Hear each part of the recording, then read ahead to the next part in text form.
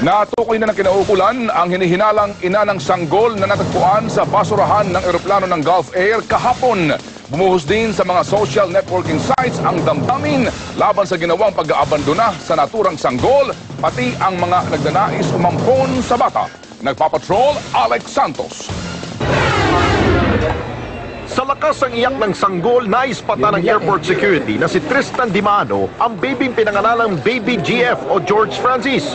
Ayon kay Dimano, naglilinis sila sa loob ng eroplano ng Gulf Air na galing Bahrain na matagpuan ng sanggol sa basurahan sa CR. Balot ito ng tissue at puno pa ng dugo. Dahil masela ng kondisyon, mabilis silang ipinasuri ang sanggol sa mga doktor sa NAIA. Bali, nalungkat ko yung basurahan. Yung sinabi nga ako ni Sir Noel na kunin, naglalungkat ako sa basurahan. Yung nakita mo ako, nahinga pa.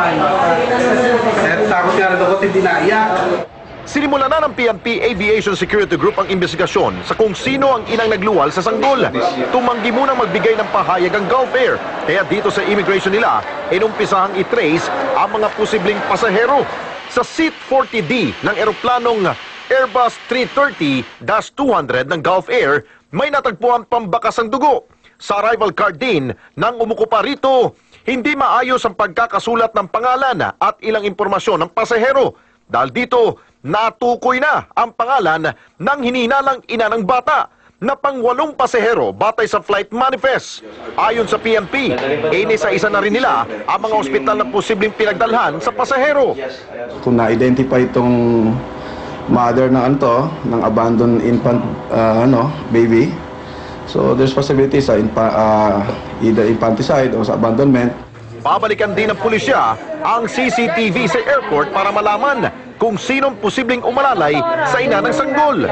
Kaya may tuturing na himala ang nangyari kay Baby George Francis. Sumailalim na siya sa newborn screening para malaman kung may mga abnormalidad ang sanggol. Ayon sa DSWD, marami nang nais umampon sa bata, pero may mga dapat sunding proseso. Kung meron mang gustong mag-adapt, they have to go sa process ng adoption, pero not to this child, something ganun po. Kasi meron din po tayong sinusunod na batas on adoption. Sa mga social networking sites naman, gaya ng Twitter at Facebook, marami rin nagsabing nais ampunin si Baby GF. Pero marami rin nagpahayag ng galit sa kanyang ina dahil sa hindi pagpapahalaga sa walang muwang na sanggol. Alex Santos,